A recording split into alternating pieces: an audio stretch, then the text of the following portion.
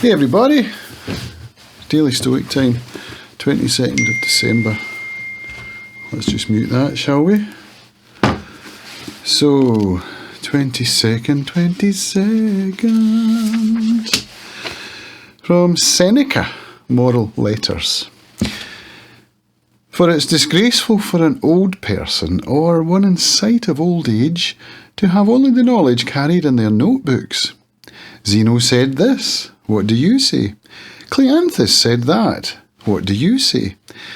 How long will you be compelled by the claims of another? Take charge and state your own claim, something posterity will carry in its notebook. State your opinions.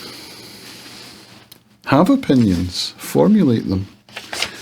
It mentions here Ralph Waldo Emerson, who complained of how writers dance around a difficult topic by relying on quotes. I hate quotation, he wrote. Tell me what you know. This is interesting because I was listening to one of my favourite podcasts by Ali Abdaal and his brother Taimur called Not Overthinking.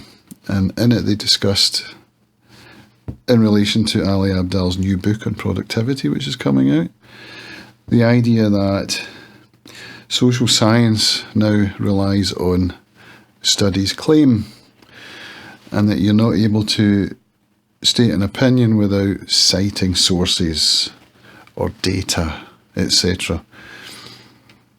It was an interesting discussion, and it's an interesting talking point as well. The idea that one can't claim anything without backing it up. Although, to be fair, isn't that how knowledge works? Knowledge gets built upon. So, I don't know. It was the idea that also citing sources who then cite sources, and you can go back and back and back and eventually find that the reason that your mother cut the ends off of the meatloaf is so that it would fit in the tin. That's the one that comes from the tradition where, why do you cut the ends off your meatloaf? Oh, we've always done it that way. But if you go back and back and back, you find out that it was because your grandmother had to do that to make it fit in the tin that she had, and that there's really no other reason for it than that. Which is to say that if you look back far enough and cite sources who cite sources, you can eventually find that perhaps the original premise was made up. And I think we see that a lot on the internet. People claiming things. But then why not have your own opinions? Why be afraid to put them forward?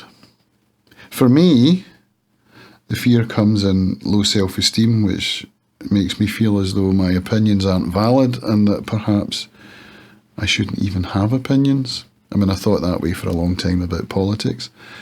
I've gone round in a circle with that, because I started looking into politics a year ago, about now, for 6 months, maybe longer, and I've discovered that it wasn't serving me, so I've knocked that on the head to some extent.